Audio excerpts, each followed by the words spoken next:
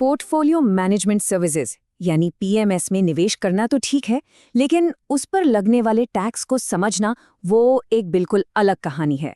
तो आज हम इसी मुश्किल लगने वाले टॉपिक को एकदम आसान भाषा में समझेंगे कि आखिर ये पीएमएस में टैक्सेशन का पूरा खेल काम कैसे करता है।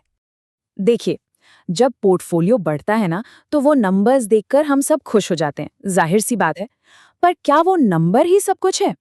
असली कमाई मतलब जो पैसा टैक्स चुकाने के बाद हाथ में आता है, वो कितना है? चलिए आज इसी पोस्ट टैक्स रिटर्न की गुत्थी को सुलझाते हैं।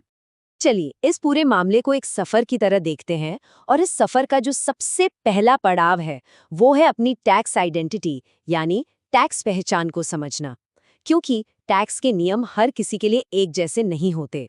तो सबसे पहले आते हैं निवासी व्यक्ति, जिन्हें हम रेजिडेंट इंडिविजुअल्स या आरआईज भी कहते हैं। अब सीधे सीधे समझें तो अगर कोई भी इंसान एक फाइनेंशियल ईयर में ज्यादातर समय भारत में रहता है तो इनकम टैक्स के नियमों के हिसाब से उसे निवासी मान लिया जाता है।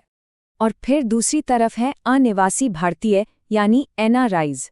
जो लोग निवासी होने की शर्तें पूरी नहीं करते वो इस कैटेगरी में आ जाते हैं, और जैसा कि हम आगे देखेंगे इनके लिए टैक्स का पूरा दायरा ही काफी अलग हो जाता है। और हाँ, एक तीसरी कैटेगरी भी है गैर व्यक्तियों की। इसमें कॉर्पोरेट्स, ट्रस्ट, फर्म्स ये सब आ जाते हैं। यहाँ ये जानना बहुत ज़रूरी है कि इनके लिए टैक्स का ट्रीटमेंट इनके लीगल स्ट्रक्चर के हिसाब से बदलता रहता है। तो फिर इन दोनों में सबसे बड़ा मतलब सबसे फंडामेंटल फ़र्क क्या है, ये समझना बहुत ज़रूरी है। देखिए, एक रेजिडेंट को अपनी पूरी दुनिया में कहीं से भी हुई कमाई पर भारत में टैक्स देना पड़ता है, ग्लोबल इनकम पर। वहीं एक एनआरआई को सिर्फ भारत में जो इनकम हुई है उस पर टैक्स देना है। बस यही एक फर्क आपकी पूरी टैक्स लायबिलिटी को ऊपर नीचे कर सकता है। चलिए अब इस यात्रा के दूसरे पड़ाव पर चलते हैं। अब हम ये देखेंगे कि पीएमएस पोर्टफोलियो के अंदर जो अलग-अलग एसेट्स रखे हैं उन पर टैक्स लगता कैसे है। इक्विटी इन्वेस्टमेंट में कैपिटल गेन्स दो तरह के होते हैं। अगर किसी स्टॉक को 12 महीने से ज्यादा रखने के बाद बेचा तो उस पर जो भी मुनाफा हुआ उसे कहेंगे लॉन्ग टर्म कैपिटल गेन यानी LTCG, और अगर 12 महीने के अंदर ही बेच दिया तो वो कहलाएगा शॉर्ट टर्म कैपिटल गेन यानी STCG। अब आते हैं टैक्स रेट्स पर, और यहीं से सारी स्ट्रैटेजी बदल जाती है। लॉन्ग टर्म कैपिटल गेन पर सिर्फ 12.5% का टैक्स लगता है, जबकि शॉर्ट टर्म गेन पर ये रेट सीधा 20% हो जाता है। लेकिन यहाँ एक अच्छी खबर भी है। लॉन्ग टर्म कैपिटल गेन्स पर ना एक छूट मिलती है। एक फाइनेंशियल ईयर में 1.25 लाख रुपए तक का LTCG पूरी तरह से टैक्स फ्री होता है। टैक्स सिर्फ इसके ऊपर वाले अमाउंट पर ही लगता है। अब आते हैं डेट इंस्ट्रूमेंट्स पर। यहाँ नियम थोड़े अलग हैं। डेट में अगर आपने अपना इन्वेस्टमेंट 24 महीने से ज्यादा होल्ड किया है तो वो लॉन्ग टर्म माना जाएगा, और अगर 24 महीने या उससे कम रखा तो उसे शॉर्ट टर्म गिना जाएगा। डेट में टैक्स रेट्स का गणित भी अलग है। लॉन्ग टर्म गेन पर तो 12.5% का ही टैक्स है, लेकिन शॉर्ट टर्म गेन पर टैक्स निवेशक के इनकम स्लैब के हिसाब से लगता है। मतलब अगर कोई 30% वाले टैक्स ब्रैकेट में है तो उसे मुनाफे पर 30% तक टैक्स देना पड़ सकता है। इसीलिए कहते हैं कि डेट में लंबी अवधि का निवेश ज्यादा टैक्स एफिशिएंट होता है। इक्विटी और डेट तो हो गया, पर पीएमएस में एक और बहुत जरूरी हिस्सा होता है डेरिवेटिव्स, और टैक्स के मामले में तो इसकी दुनिया बिल्कुल ही अलग है।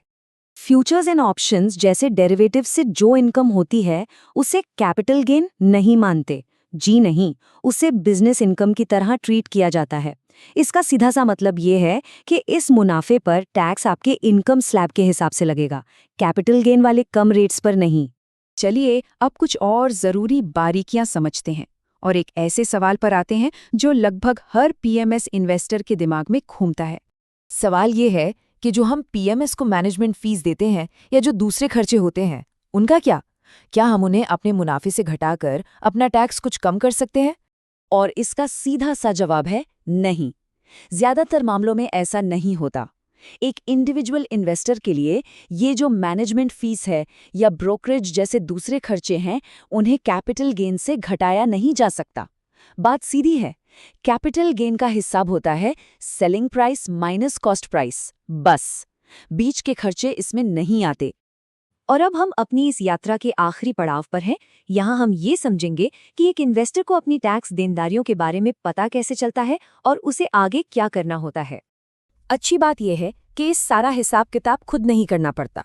सेबी के नियमों के मुताबिक पोर्टफोलियो मैनेजर को एक डिटेल्ड टैक्स रिपोर्ट देनी होती है।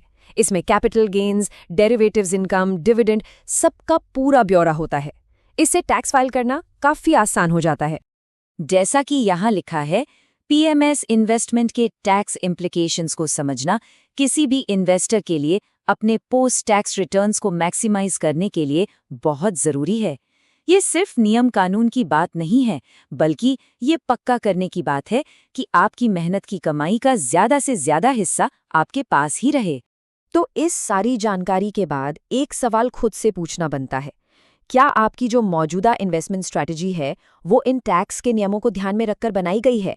क्योंकि याद रखिए, एक कामयाब निवेश सिर्फ अच्छा रिटर्न कमाने के बारे में नहीं है, बल्कि उस रिटर्न